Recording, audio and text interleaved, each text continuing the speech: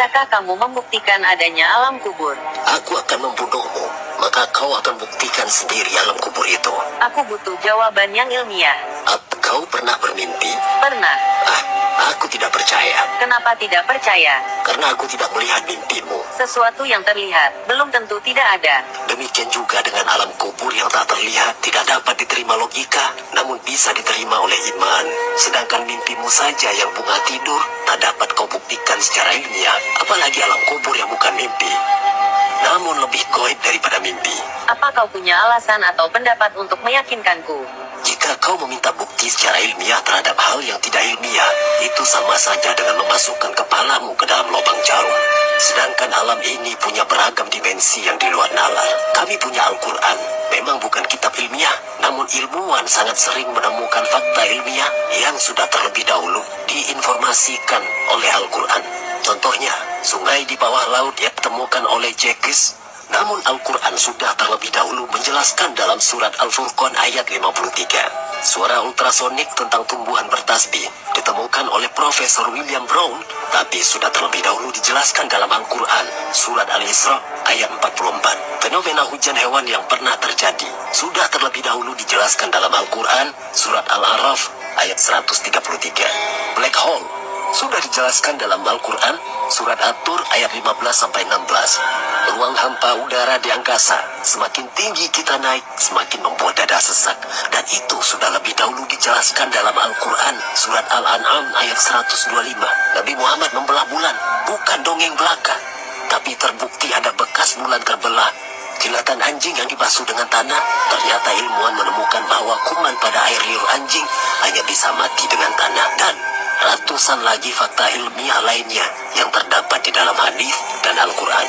Jika orang yang bertumpu pada logika belaka sepertimu kemudian menemukan fakta-fakta ilmiah di dalam Al-Quran, maka dia pasti akan berpikir dan akan berpikir sekian kali untuk mengatakan Islam itu tidak benar. Bagaimana kau bisa mengatakan Islam itu salah jika kebenaran dalam kitab sucinya berkali-kali dibuktikan oleh sains? Yang lucunya, ada yang menduga bahwa agama Islam adalah buatan manusia. Penciptalah yang lebih mengetahui ciptaannya. Bahkan jika Superman benar-benar ada, dia pun tidak akan bisa melakukan penelitian seperti apa yang telah diterangkan oleh Al-Quran.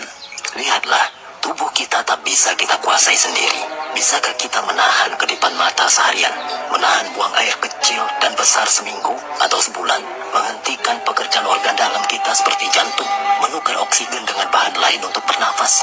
Tidakkah kita pikirkan ada kehendak yang maha dahsyat yang mengendalikan diri kita, yaitu kehendak Tuhan? Jika kita melihat sesuatu yang di luar batas kekuatan, kecerdasan manusia, yang kedahsyatannya di luar nalar, maka renungkanlah. Sesungguhnya ada sesuatu di balik semua itu. Sesuatu yang bukan makhluk, bukan benda, namun melebihi dari yang ada. Itulah Tuhan. Bagi kami, ayat Al-Quran tidak perlu pembuktian, karena ketika akal tak mampu menerimanya, maka akal itu sendiri akan mengakui keterbatasannya, kemudian mengirimnya ke wadah iman. Tapi orang sepertimu menganggap akal itu adalah di atas segala-galanya. Kau tidak menyadari kapasitas akalmu itu sangat terbatas kepunduang. Maka, jika kau mencari kebenaran, pelajarilah Islam. Tapi jika kau menyimpan kebencian, hatimu tak akan bisa dimasuki kebenaran. Sampai kapanpun kau mengumpulkan cara untuk mencari kesalahan agamaku, tetap akan ada jawabannya. Dan kau hanya akan mencari sesuatu yang tidak pernah ada. Pemirsa, jika kita bertemu dengan orang yang tidak percaya dengan adanya Tuhan, atau orang yang meminta bukti logika tentang Islam, mereka tidak akan menerima ayat dan hadis. Kita tidak bisa menjawab dengan syariat, tarekat, hakikat maupun ma'rifat. Bahkan, para imam besar di zaman dahulu, seperti Imam Hanafi, juga pernah berdebat dengan orang yang anti-Islam. Dan ketika mereka berdebat dengan orang yang tidak percaya Tuhan, mereka tidak menggunakan ayat dan hadis untuk melawan mereka. Satu hal yang perlu kita catat, ayat qauliyah, yaitu ayat-ayat yang tertulis di dalam Al-Quran, bukan santapan mereka. Tapi kita harus menggunakan ayat kauniyah yang berupa alam semesta, perbandingan-perbandingan, dan kiasan-kiasan. Ayat adalah bahasa Arab yang berasal dari kata ayatun, dan dalam bentuk jamak menjadi ayat yang bisa dimaknai dengan tanda-tanda kebesaran Allah.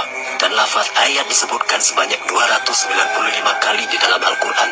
Jadi, kita perlu kecerdasan ilmiah untuk menanggapi hal ini. untuk menolak atau membantah atau menjawab tuduhan dan pertanyaan-pertanyaan mereka yang membolehkan